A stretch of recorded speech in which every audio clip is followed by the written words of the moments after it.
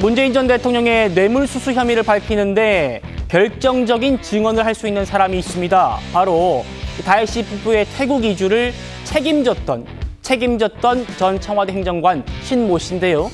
당시에 얼마나 은밀하게 움직였는지 그걸 검찰이 파악한 게 있다고 합니다. 먼저 2019년 3월에 있었던 대정부 질문부터 보시죠.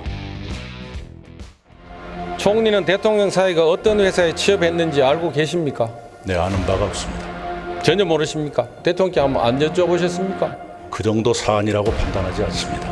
이스타 항공은 이상직 전 민주당 국회의원이 설립했고 문 대통령은 이상직 전 의원을 중소기업진흥공단 이사장으로 임명했고 한 자리 챙겨준 대가로 사위 취직시킨 거 아닙니까? 이스타 항공 그 이상직 이사장이 경영하고 있는 그 회사는 해외 투자를 한 적이 없다고 합니다만 이게 사실이라고 하면은 수사가 필요한 상황 아닙니까? 가정을 전제로 해서 묻는 말씀에 대답할 수가 없습니다. 사실인지 아닌지를 모르고 지금 말씀하시는 것 아닙니까? 제가 드리는 말씀이 그겁니다. 왜 청와대가 이 사실을 밝히지 않습니까? 아마도 어떻게 설명해도 의원님을 비롯한 몇 분들은 다른 논란을 야기할 것으로 보여서 그러지 않나 싶습니다. 보신 대로 2019년 초부터 자유한국당이 문 전 대통령 사위 특혜 채용 의혹 이걸 거세게 몰아붙였는데 저 때는 별것도 아닌 것 같고 그러십니까? 라는 추였습니다. 그런데 어제요. 검찰이 객관적인 물증 여럿 제시했습니다. 야당이 공세를 펴던 방금 보신 저 때를 포함해서요. 태국 이주의 책임자인 저 신모 씨와 이 이상직 당시 중진공 이사장이요. 수십 차례나 서로 연락을 주고받았다는 겁니다. 이상직 이사장은 신모 씨한테 63번이나 전화 또는 문자를 보냈고요. 신모 씨는 이상직 이사장한테 22번이나 연락을 합니다. 여기에는 통화인지 문자인지는 구분되지 않습니다만 이렇게 연락을 했다는 거예요. 심지어는 2020년 11월에 이상직 의원이 압수수색을 당할 때도 이때도 카카오톡을 주고받았다라는 겁니다. 호 대변인님 네. 어떠신가요? 다른 곳도 아니고요. 뭐 중소벤처 관련 그런 비서관도 아니고 민정비서관이 중진공 이사장과 1년에 걸쳐서 수십 회씩 지금 통화를 한 연락을 주고받은 게 확인된 겁니다. 이건 물증이에요. 그러니까 저 신모 씨는 민정수석실 조국 수석이었죠. 그 밑에 민정비서관은 백원우 비서관이었고요. 그 산하에 있는 이제 친인척 관리팀장이었다고 합니다. 뭐 특별감찰 반원이었고 반장이었었다는 보도도 있고요. 그러니까 중진공 이사장하고 업무 관련성은 0이죠, 0. 이거 다 우리가 아는 대로 2018년 3월에 중진공 이사장이 됐습니다. 이상직 전 의원이. 그리고 2018년 8월에 사위가 타 이스타젯에 취업을 했죠. 그리고 2019년 3월에 아까 곽상도 의원이 대정부 질문에서 저 의혹을 처음 제기했단 말입니다. 그러니까 아마 2019년 1월쯤 그때쯤부터는 청와대 또는 그 당시 여당에서도 뭔가 이제 낌새를 느꼈겠죠. 야당이 뭔가를 파고 있구나.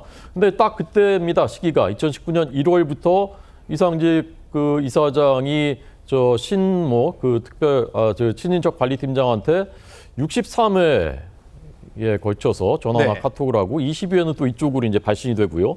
나중에 또 한참 세월이 지나서 2020년 11월에는 이상직 씨가 압수수색을 당하는데 이것은 이제 그 횡령과 배임 혐의입니다. 그렇습니다. 이 사건과 이제 다른 사건이죠. 다른 사건으로 또 압수수색을 받으니까 자택 압수수색을 받으니까 거기서 또 두 사람이 이제 교신을 한단 말입니다. 누가 봐도 너무나 이상하지 않습니까?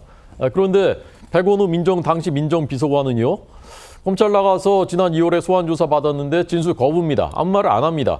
조국 전 수석은 검찰 가서 자기는 그 문재인 전 대통령 사위도 모르고 이상직 이사장도 모른다라고 얘기합니다. 네. 이걸 누가 납득하겠습니까? 민정수석은요. 저도 이제 청와대에 3년을 그렇죠. 일을 해봤었는데 청와대에 있었던 분들은 다 알죠. 민정수석실의 제일 중요한 업무는 사실은 가족과 친인척 관리입니다. 왜냐하면 주위에 꼬여드는 사람들이 너무나 많고 그런데 여기서 사고가 터지면 정권에 직접적인 타격을 주기 때문입니다.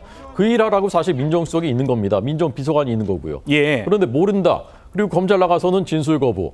그러니까 너무나 그 상식적으로 이해가 되지 않고 납득이 되지 않은 것인데 이 두 사람뿐만이 아니라 이 사건과 관련된 대부분의 사람들이 다 소환 거부 또는 진술 거부입니다. 그런데 국민들이 어떻게 의심을 하지 않겠습니까? 어떻게 그냥 덮어 들어가 할 수가 있겠습니까? 자, 저희가 그래픽 제목을 신 씨는 왜 피의자 전환을 직감했는가 라고 달았는데요. 이거는 저희가 임의로 단 게 아니고요. 어제 재판에서 이 신 씨가 이렇게 말을 했습니다. 실제로. 검찰이 75번의 질문을 했는데 모두 거부하면서 피의자로 전환될 가능성이 있기 때문이다라고 증언 거부한 이유를 밝혔습니다. 구자량 변호사님.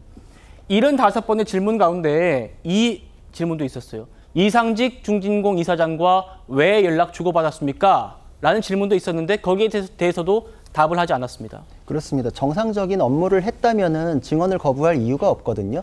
증언을 거부할 수 있는 사유는 굉장히 한정되어 있습니다. 그래서 내 범죄 사실에 대한 것, 내 친인척에 대한 범죄 사실에 대한 것, 이런 것만 증언 거부가 가능한데 내가 곧 피의자로 전환돼서 내 혐의에 대해서 불리하게 쓰일 수 있으므로 증언을 거부하겠다라는 것은 내가 그 당시에 처리했던 것이 본인이 보기에도 불리한 내용이다라고 판단을 하는 것이거든요. 그리고 여기에 대해서는 공판 전 증인신문 절차라는 게 밟아졌는데 여기에서 이거는 법원 절차예요. 수사 중에 있는 법원 절차라는 게 흔치는 않은데 이건 결국은 법원에서 인정했기 때문에 증인신문으로 불러들였다라는 것이라서 혐의에 대해서 굉장히 촘촘하게 수사를 해왔다라고 볼 수 있고 이거는 가장 간단하게 표현하면은 이상직 의원과 문재인 대통령이 서로 맞교환했다라는 것인데 거기에서 밝혀야 되는 내용들이 굉장히 많았습니다. 중진공 이사장 자리를 줬다라고 했을 때 그럼 맞교환으로 준 게 뭐냐? 서 씨에 대한 월급 형태의 뇌물이다. 이렇게 이제 맞교환인데 그러려면 이상직 의원이 이스타젯 항공사도 소유하고 타이 이스타젯 항공사도 소유를 해야 된다라는 예. 게 밝혀져야 되잖아요. 예. 근데 처음에 나는 설립자지만 손 뗐다라고 해서 국내 항공사마저도 자기 소유가 아니라 그랬어요. 그러니까 그거에 대해서 쭉 지금 도합 10년의 유죄 판결이 선고돼서 이상직 의원의 그 업체라는 게 지금 확인이 됐거든요. 그러고 나서 이제 그 앞단추들이 다 꿰어진 상태에서 그럼 맞교환할 수 있는 컨디션이 완성이 됐다. 법적으로 확인됐다. 그러고 나서 작년 9월부터 본격화된 수사기 때문에 정치적인 목적이 있다거나 뭐 왜 이렇게 뭐 오랫동안 수사한다고 민주당에서 공격을 하는데 전혀 그렇지 않아요. 이거는 굉장히 밑작업을 탄탄하게 해왔다. 아까 제시된 그래픽에서도 2019년, 20년 사이에 통화 기록을 지금 다 확보를 한 상태지 않습니까? 이전에 이성직 의원의 수사에서 그런 밑작업들이 다 됐기 때문에 신모 씨에 대해서도 참고인 지위임에도 불구하고 예. 추궁을 할 정도의 밑작업 증거들이 다 확보가 됐었다라는 것을 알 수 있고 증인을 신문하는 과정에서 이렇게 물어보는 질문을 보면은 당사자는 직감을 해요. 아, 여기까지 알면서 물어보는구나라는 걸 직감을 하거든요. 예. 아, 여기까지 아는구나. 그럼 내가 여기서 말을 섞으면은 나한테 불리해지겠지. 그렇군요. 라는 판단 때문에 피의자 전환을 근거로 세우면서 증언을 거부했다라고 판단됩니다.